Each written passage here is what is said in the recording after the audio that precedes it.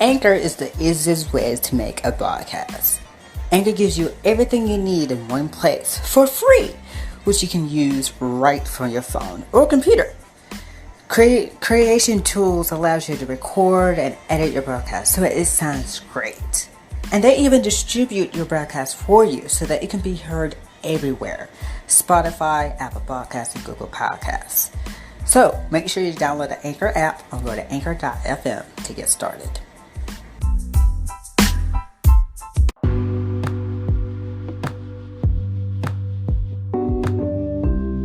Hello everyone, and here are your FET news. Join Andrew every Thursday on our podcast for his show, Let's Fret About Education, where he discusses his own opinions about the topics on Future Educators Talk and what's happening around the world. Join me every Friday for Damian Talks Education, where I am talking about all things education. So make sure you follow on social media and subscribe on YouTube. Join KJ for virtual Bible study every Thursday at 7:30 p.m. on the Relentless LUCHU YouTube channel, and make sure you subscribe. New episodes of Future Educators Talk drops every Thursdays, so follow and subscribe wherever you listen to your favorite podcast at. Follow Future Educators Talk on social media: Facebook, Future Educators Talk; Instagram, Future Educators Talk; Twitter, FEDU Talk; and follow your hosts on social media as well. Andrew FRETT, Instagram, it's Andrew FRETT; Twitter, Darren_FRETT; Damian Anderson, Instagram, Damian Anderson; Twitter, _Damian Anderson; KJ Johnson II, Instagram and Twitter, KJ Johnson II; and Coach Darnell Jerome, Instagram at Coach_DJ12, and Twitter at Coach Darnell J. So follow your hosts. Subscribe to our YouTube channel, Future Educators Talk, and hit the notification bell so you never miss an episode of our video version episodes. Also, you can now listen to past episodes of our show on our YouTube channel and everywhere on podcast platform.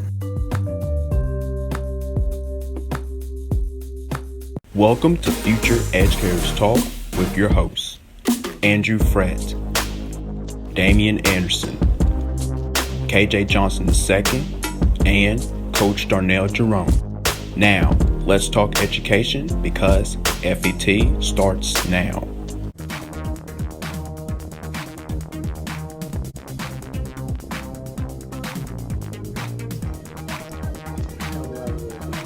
My guest co-host is a 29-year-old second grade educator who resides from New Jersey, but is currently living in the DMV area. He is a UMES in Salisbury alumni and has aspirations of starting his own business and really giving back to his community. So everyone, please welcome back on to my show, Mr. Nick Hammond. How you doing, man? Hello. How are you doing? Good. How you doing? I'm good. Thanks for joining me on today. Of course. Yeah, so let's hop right into it. So we are going to be discussing why do Black teachers, why are they leaving the education profession? So right before we get started here, I want to hear from you. Why do you think that so many of our Black educators, they are just leaving the profession? What's your take on it? I would say maybe the lack of representation. I know that depending on what area you're in, what district you're in, it may be full with a lot of Caucasian teachers. So I know that representation really means a lot when, we're teaching children. I also think that African Americans may feel not as valued when they're in a space with a whole, another culture. So for example, I taught in Philadelphia for a couple of years, and if I'm being honest, I always felt like second fiddle to a white woman. I was always like the assistant, or I was the reading teacher, and then I never had my creativity over the classroom. I would be like that person that if they had to go to the bathroom, they were calling me, asking me if I can hop into the classroom, or I wanted to decorate the room a certain type of way, and I couldn't because it wasn't my room. I had like a cart and everything, and I would use that cart, and I would have to go into everybody's classroom. So I know that I'm thankful that I did go through that, because it made me a better educator, it made me a better person. However, I can see how that can make anyone feel devalued, or make you feel like you're not welcome to be at that school. So I think it's really important for African Americans to be teachers, especially males, because we do make up such a low percentage of teachers. So I know that the representation means a lot, and I think that when people don't feel as welcomed, or they don't feel as valued, they may decide to take their talents elsewhere, and maybe even go to a different profession. Right, I totally agree with you on that. Yes, so let's hop right into the toll that microaggression take on why our Black teachers they're leaving the profession. So microaggressions, they are not always about race, but sometimes they are by gender or by their nationality. Now, they are small interpersonal slights between and among people. Now, for example, you have Black educators. They are often, they feel that their contributions, they are not very acknowledged enough. And it's why, it's why. So, and get this here, about 97, I found this out, 97% of all teachers who were surveyed on this study, they said that they have experienced some form of racial aggression on a regular basis. So what's your take on this here on microaggressions? What I've learned is those microaggressions can really make or break someone's teaching career in their experience. I know again, I've been through it as well. Again, kind of being second fiddle to like a white person, or even having like a white supervisor. And a lot of times I had to sit back and be like, am I a child? And I know that I went through that a few times with a particular supervisor that I had. And I think that it can really, again, just steer someone away. And I think that it's all about delivery when you're speaking to someone. Also, I know that for educators, it's really important that we receive that feedback when we are educating our children, because that feedback will help us grow and elevate in more ways than none. So I know that I know when it comes to even giving teachers feedback, it's all about the exact approach that you go about it when you are giving someone the feedback. It's all about the delivery, and it's all about I always believe in a glow and a grow whenever you're giving someone feedback. You know what they did really good and what they could work on. I think that a lot of times too, you want to make it tailored to the person, and make it feel welcoming and accepting when you're giving them feedback, and you don't feel like you're less than the supervisor because you didn't do something right, or maybe you missed a word, or maybe the content wasn't clear enough. So I'm wholeheartedly a firm believer in again, just giving that feedback and giving that criticism, but criticism that will help you grow instead of make you feel like you're not worthy. Yeah, agree with you on that. Now, I want to hear your take on this here. Is math racist? Now, let me get into this here. Math is often falsely characterized as culture-free, yet, despite the appearance of neutrality, math instruction is couched within a system that sends signals that math and science are the domain of white men. Now, I found this out. A study says that the mathematics and science teachers, they will say this here, but 2 plus 2 equals 4 all over the world in all cultures. So why do we have to always include culture and race? And then another person says, but mathematics is a living, breathing human endeavor. So there is culture that infused in us. So what's your take on this here of some white educators are saying this here that we always include culture and race into this? Um, Honestly, I agree. I think that a lot of people, when they think about math, they think about a white man, a white woman, or even Mhm. Chinese people. You know, they always say they're really good at math. And we're always told, like, you know, a lot of black people are not really good at math, so on and so on forth. Right. So I think that's really important for now and the generations, um, you know, going forward, that we emphasize that it doesn't matter what culture you are, it doesn't matter what you look like. You know, math can be difficult. However, math is not impossible to learn. It's all about how you tailor it. You know, for example, if you're giving a student 7+9 problem, and they may get confused, but you're gonna kind of tailor it in and make it fun. You know, I had 7 bag of chips, and then my brother, he ate 9 bag of chips. Like you kind of want to make it cultural and make it relatable so students can kind of like paint a picture of that. Um, I know that when I was a child, and to this day, math has been my least favorite subject. Never been good at it. But ironically, math is my favorite subject to teach. Yeah. And I'm teaching second graders right now, and I just really enjoy teaching math to students. And it amazes me all the time when I see the data that I'm able to produce for my students. And I'm like, I am a good math teacher. Yeah. But it's good to see, because again, I know how I was taught math, and I know that I struggled tremendously when it came to math. But I think that I think that math gave me some type of anxiety growing up. I think that word problems were always pretty difficult. I think that you know, just the science of it. You know, like even if you're reading a word problem and um, it may have 76, but it's actually written as 76. You know, that might have confused me back when I was a child. So I know that what I like doing now is making kids love math, because I know that I didn't love math growing up. So again, I want my students to be better than me. I want my students to learn different than me, and I want them to realize that it doesn't matter again what kind of race you are, what culture you are. You can be just as good as math as a white person, or an Indian person, or a Chinese person, because they're always seen as like the more superior ones that know. So I want to definitely do that for my students going forward. Exactly, exactly. Yes. So I want to get into this here with you, and I don't understand why they portray Black educators this here, which is discipline.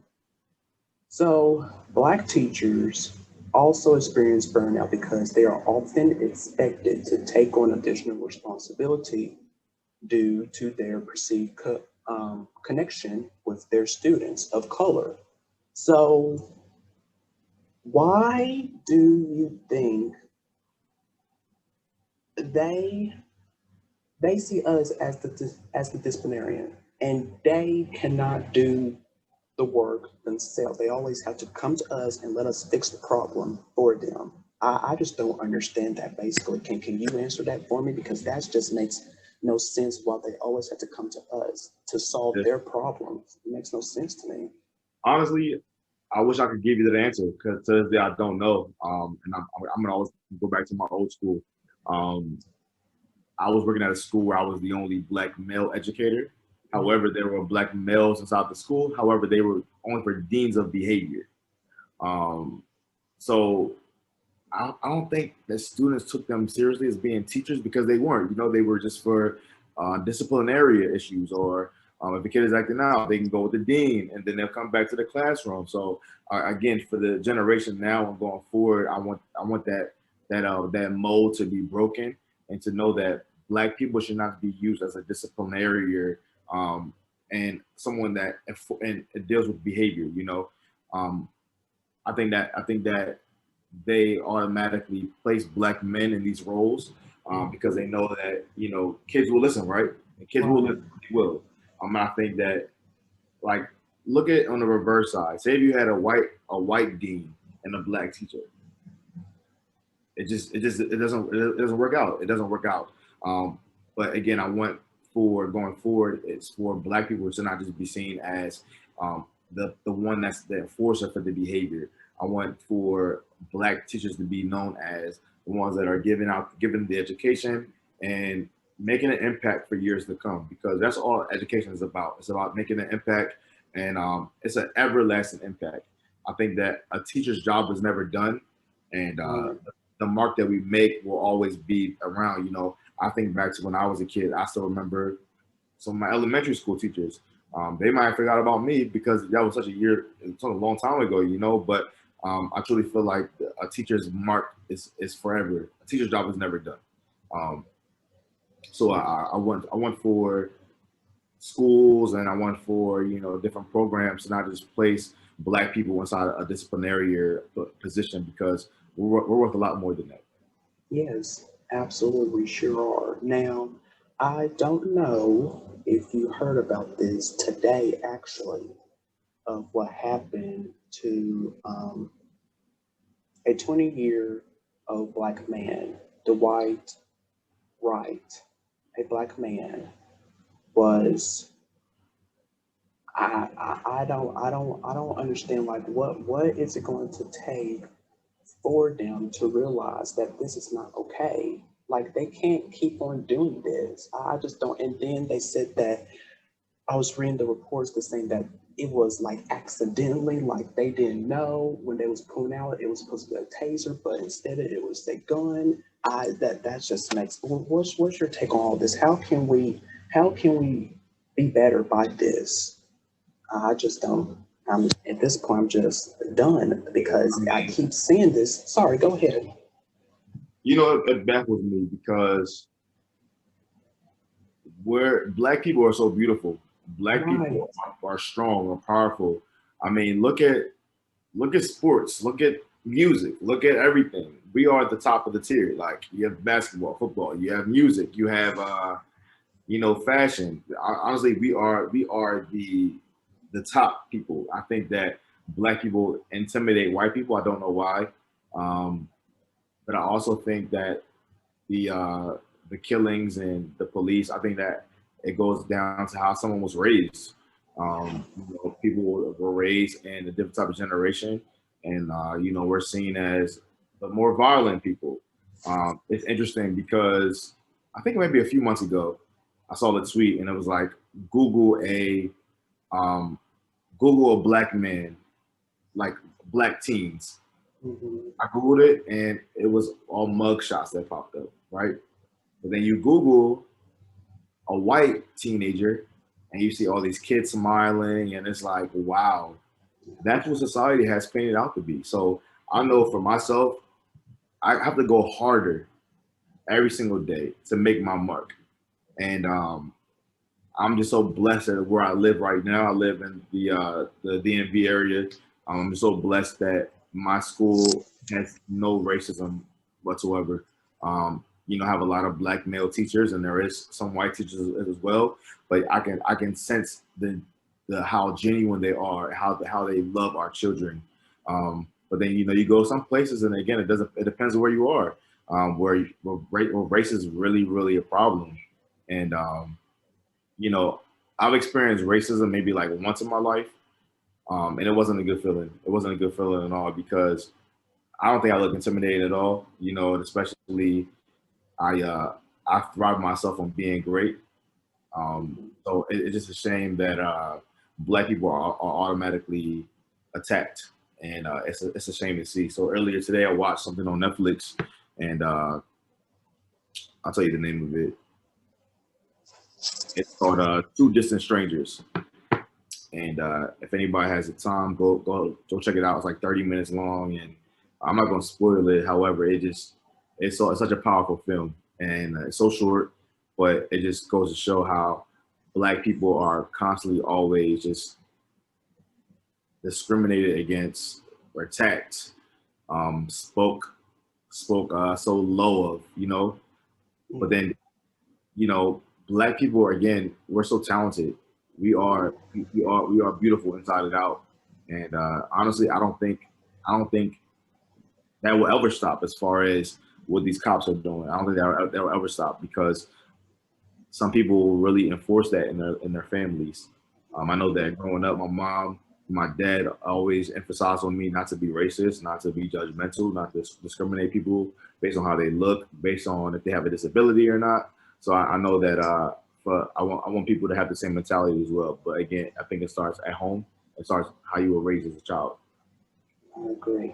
I absolutely agree with you on that because I feel, and this is just me here, and I wish I could just, like get this feeling, this fear out of me.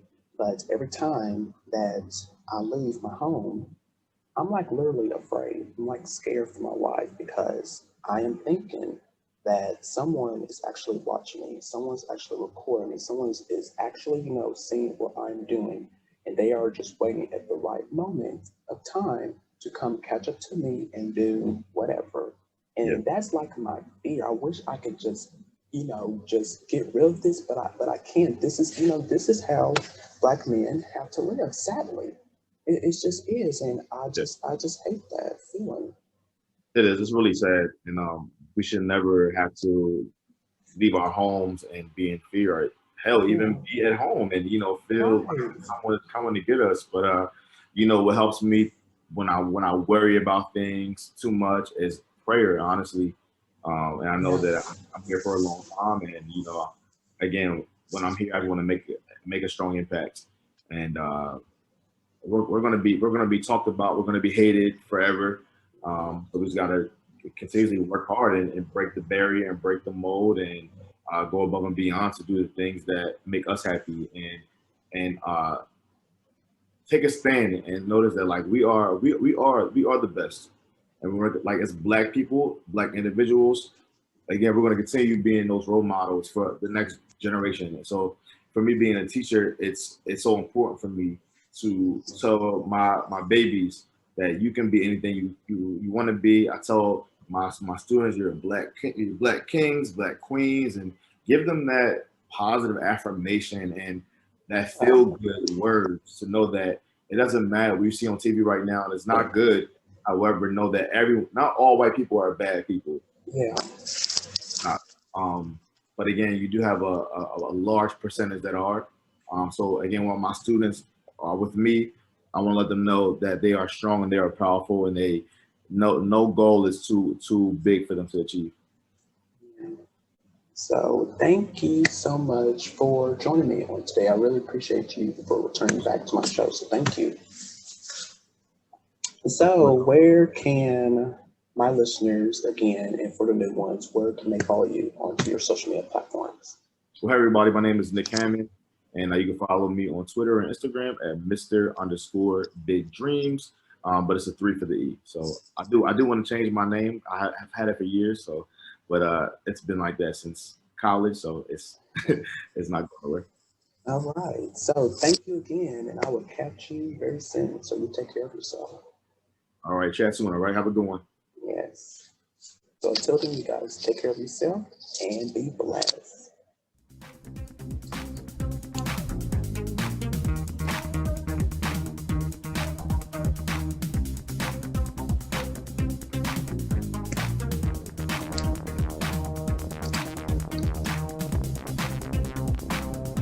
What's going on, everybody? It's KJ here, letting you know that if you have any questions or concerns about Future Educators Talk, stories to share, feedback to make our podcast better, reactions to the topics that we discuss, jokes to tell, or you would like someone for the co-host to interview, please let us know by direct messaging us on Instagram at Future Educators Talk, emailing us at futureeducatorstalk@gmail.com, or sending in a voice message to us by going to anchor.fm/futureedtalk.